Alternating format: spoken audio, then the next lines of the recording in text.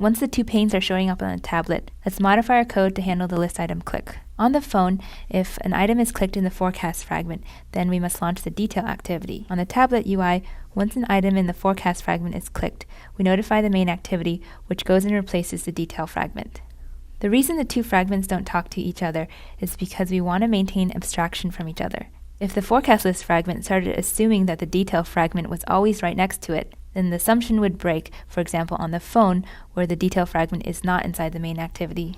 Therefore, a fragment must go through its activity, and the activity must know how to dispatch the event to the other fragments. Keep in mind that a fragment doesn't always have to be used in the same activity. In order for the forecast fragment to talk to the main activity, we should create a callback interface. It's a better assumption to say that the fragment will always be within an activity that implements this callback than to say that the forecast fragment will always be inside the main activity. The detail fragment is a good example of how a fragment can be used in two different activities, the main activity and the detail activity. So don't rely on getActivity returning a specific activity class. Using the gist that we provided, use the callback class to notify the activity that a list item has been selected. See the hint below on the item click listener.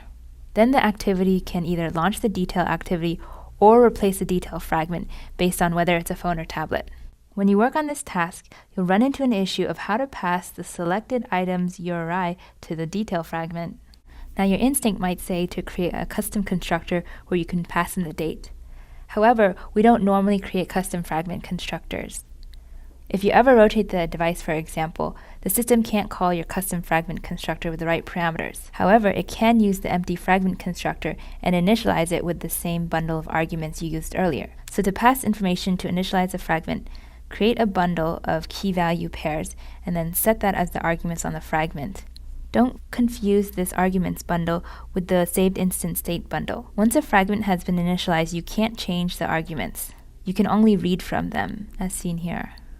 On the other hand, the save state bundle is for storing information once a fragment has been running, and you can populate it in the onSaveInstantState method. The bundle can preserve state across orientation changes or if the fragment or activity gets killed by the system. That's why you receive it back again in the onCreate or onCreateView methods. Once the detail fragment starts being displayed on the tablet, we need to make sure that it doesn't get out of date if the location changes.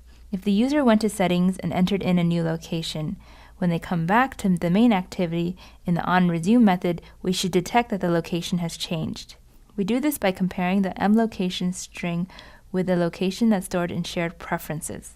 If there's a difference, then we find the forecast fragment and notify that the location has changed. Similarly, we find the detail fragment and notify that the location has changed. Since the detail fragment is a dynamically added fragment, we need to make sure we find the right instance in the fragment manager. We do this by calling findFragmentByTag and passing in this tag. We associated this tag with this fragment when we first did the fragment transaction to add it to the screen. If you didn't already create a tag and associate it with the detail fragment in the fragment transaction, then go ahead and do it now in the onCreate method of the main activity. And you'll notice that the detail fragment tag is just declared as a string at the top of the file.